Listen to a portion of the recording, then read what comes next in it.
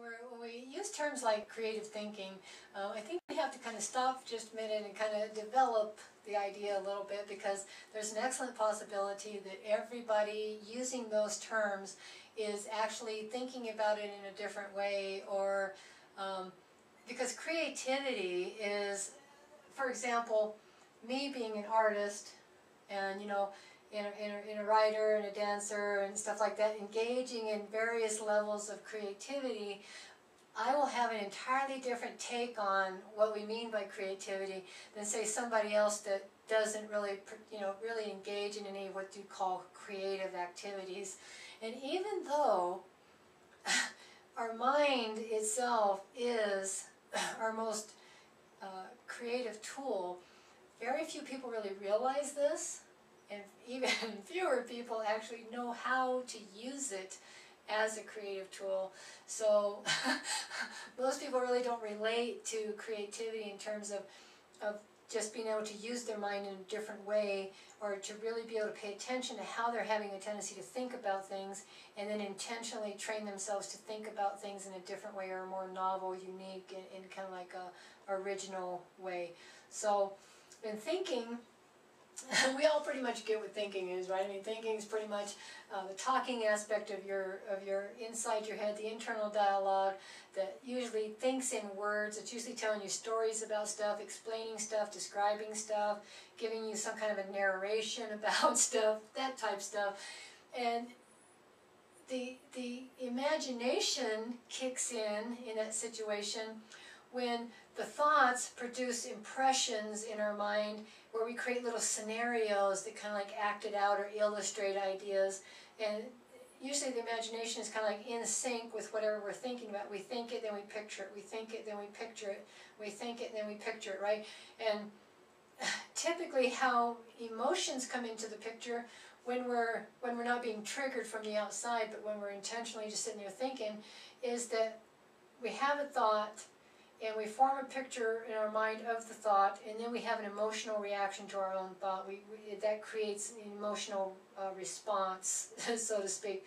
So our emotional state, as well as our thinking capacity, so to speak, is completely being generated by us. We have a tendency to think that other people make us feel certain ways, and that certain people like blow our day, ruin our mood, that type of stuff, when in reality they're not.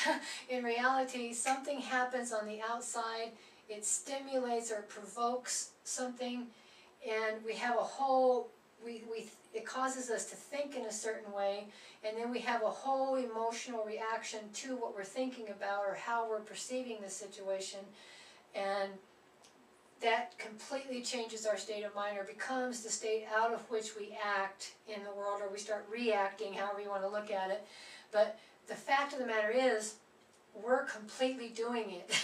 We completely create our experiences. It's something we do to ourselves by how we react to the outside world, how we choose to respond, or what the commands or the triggers that provoke us from the external world, what it causes to arise in our mind in reaction to it or in response to it.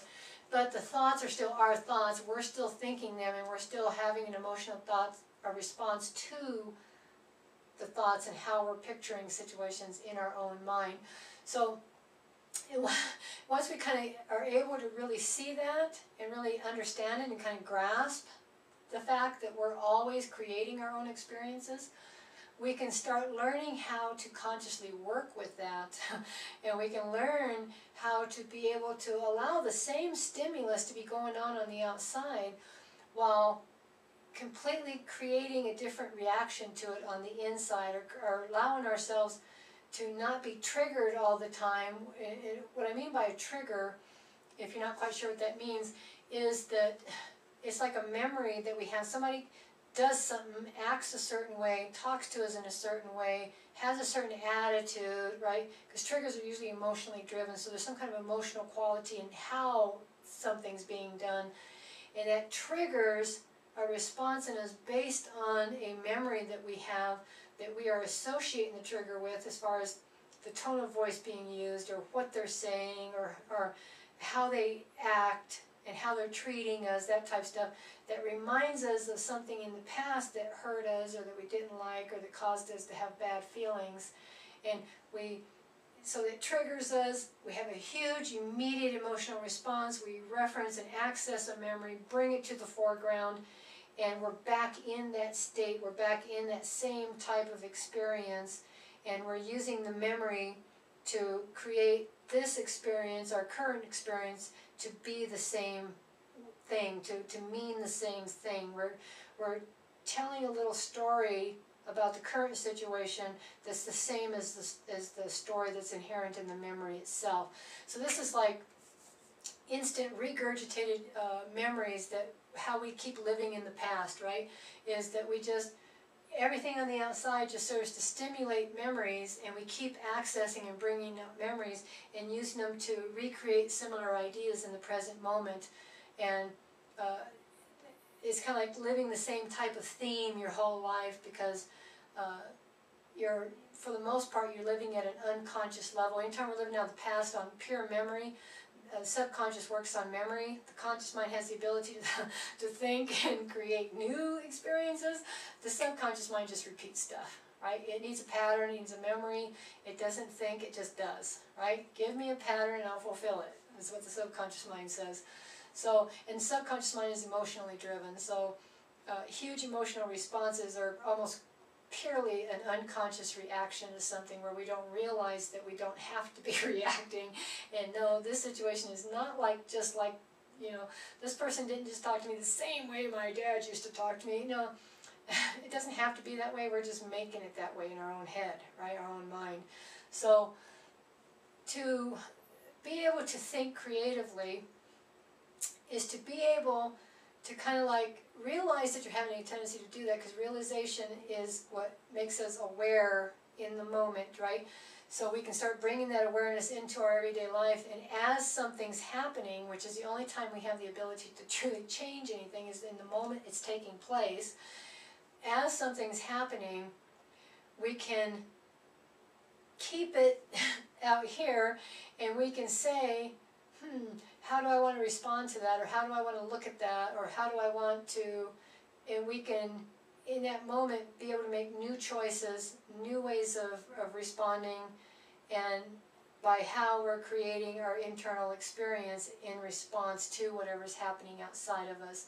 So, because creativity is a full body imagination that is an inner experience that we use to perceive the outside world in a similar way, that, and the quote-unquote the creativity part of it, the creative thinking, creativity says new, novel, unique, original, pioneering, innovative type of mentality that says, I'm going to begin consciously choosing to look at situations differently so that I can see something different in them, so that I can create brand new responses to life that are appropriate to what's actually happening in the present moment. And I'm going to not only train myself to be different in response to the world, but I'm going to start living with a sense of awareness, as opposed to just walking around, just being triggered all the time and just bringing unconscious stuff to the foreground and just constantly living out the same story and living out the past all the time, and always being the same type of person and reacting the same way to circumstances. So it allows us to become more conscious and choose our response, or allow a more spontaneous type of interaction to take place in situations that will give us new experiences and create new ideas and allow us to tell new stories about people in life and the way things are, and the way people are and all that type of stuff, as opposed to just having knee-jerk reactions all the time and thinking that it's the world the way things are, and we don't have any comprehension of the fact that it's our creation, right? We're always creating our experiences in life. We're always choosing, or we're not always choosing, but we are in one way. We're choosing how to perceive things, because we're either doing it completely unconsciously, or we're not having the wherewiths about us to learn how, or learn that we can actually choose to be conscious, and we can actually, and when we do choose to be conscious, we're now in control, we're now in charge of our own response and our own inner domain, and our ability to imagine things in a different way that cause a different response. And as we create a new interaction, it's like the old saying that definition of insanity is doing the same thing, expecting a different response. This is like, we're now in a situation where instead of reacting the way we always react, we're just sitting with it and saying, how do I want to respond to this? If I looked at this as, not being anything like this, but it's being about this person, how would I choose to respond? How do I want to respond? So then we respond in a different way, and it produces a different result, right? A different reaction. So we create an entirely different interaction, an entirely different dynamic based on the fact that we're now in the moment, being fully conscious, bringing a sense of awareness to our creative ability, and we're regulating our internal experience to be whatever we want it to be. So we're able to come up with a brand new way of perceiving, a brand new way of acting, and we bring a new type of influence to a situation that creates a new experience. So it's like anything in life, creativity is presence, it's awareness, full consciousness, and the ability to completely direct your internal experience as a way of responding to the outside world instead of reacting to it, right? And you're in control. When we respond, we're choosing that response as a means of creativity, as a means of intentionally acting a certain way in a situation with the idea of producing a like response.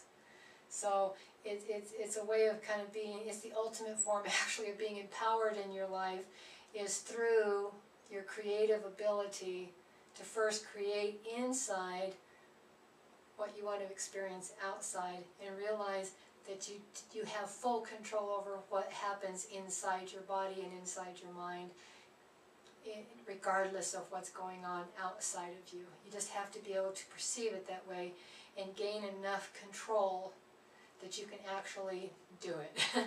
Okay, and like anything in life, that just takes practice.